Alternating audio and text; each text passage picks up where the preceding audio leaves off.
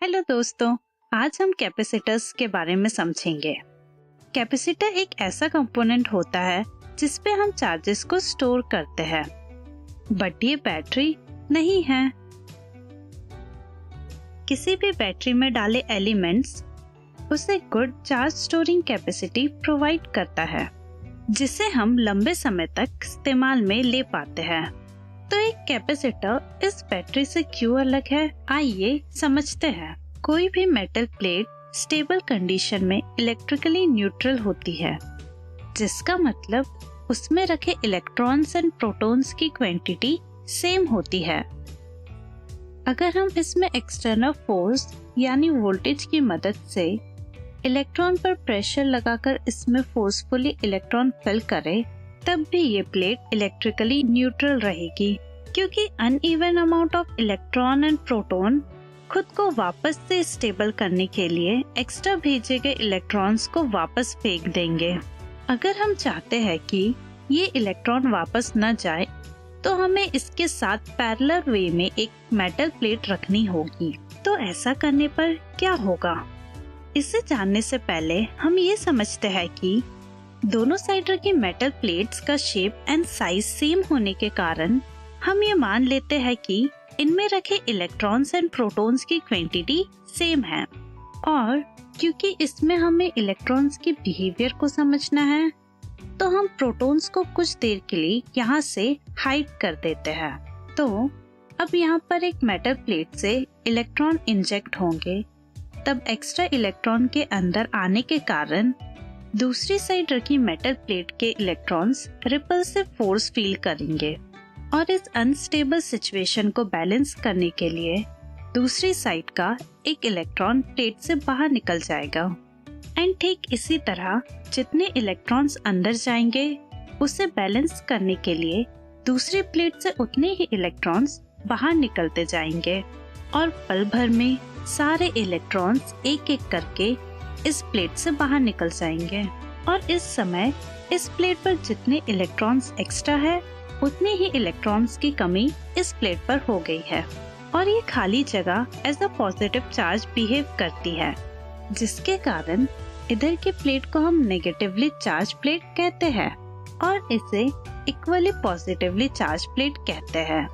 वैसे ये पूरा कारनामा कैपेसिटर के चार्जिंग के टाइम होती है। कैपेसिटर के फुली चार्ज होने का मतलब है कि अब वो और ज्यादा चार्ज स्टोर नहीं कर पाएगा, और ऐसा इसलिए क्योंकि और एक्स्ट्रा इलेक्ट्रॉन का अंदर आ पाना तब पॉसिबल है जब दूसरी साइड के प्लेट से एक इलेक्ट्रॉन बाहर निकले।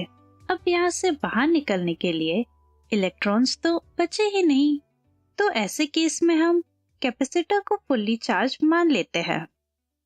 वैसे कितने इलेक्ट्रॉन बाहर निकलेंगे, ये इस एक्सटर्नल फोर्स पर डिपेंड करता है, यानी इस बैटरी पर, जिसे हम इस वीडियो के नेक्स्ट पार्ट में समझेंगे। फिलहाल आप ये मान लो कि अब और इलेक्ट्रॉन को बाहर निकाल पाना इस एक्सटर्नल फोर्स के बस की बात नहीं, क्योंकि जितने वोल्टेज से ये इलेक्ट्रॉन अंदर आ रहा है, उतना ही वोल्टेज इस कैपेसिटर ने अपने अंदर स्टोर कर लिया है। इस हिस्से को यही रोक के एक बार इस बात को प्रैक्टिकली देख लेते हैं। जैसा कि आप यहाँ देख सकते हो, यहाँ रखी बैटरी को मल्टीमीटर से चेक करने पर लगभग 8 वोल्टेज आ रहा है, और जैसे ही हमने कैपेसिटर को इससे टच करवाया, तो पल भर में ही इस कैपेसिटर ने बैटरी के चार्जेस को अपने अंदर स्टोर कर लिया। इसके बाद बैटरी और कैपेसिटर को एक दूसरे से अलग करते ही कैपेसिटर ने इन चार्जेस को अपने अंदर संभाल कर रख लिया, जिसे मल्टीमीटर से चेक करने पर आप देख सकते हो। इसका मतलब ये है कैपेसिटर फुल्ली चार्ज पल भर में ही हो जाता है। तो चलिए अब हम अपनी वीडियो की तरफ वापस से चलते हैं और आगे की वर्किंग समझते हैं। एक बार कैपेसिटर फुल्ली चार्ज कर लेने पर अगर हम बैटरी से इलेक्ट्रॉन पर एक्सटर्नल फोर्स देना बंद कर दें, यानी इस कैपेसिटर को बैटरी एंड वायर से रिमूव कर दे, तो ये स्टोर चार्जेस को अपने अंदर संभाल कर रख लेता है। इन चार्जेस का इस्तेमाल आप किसी भी रेजिस्टिव कंपोनेंट को लगाकर कर सकते हो।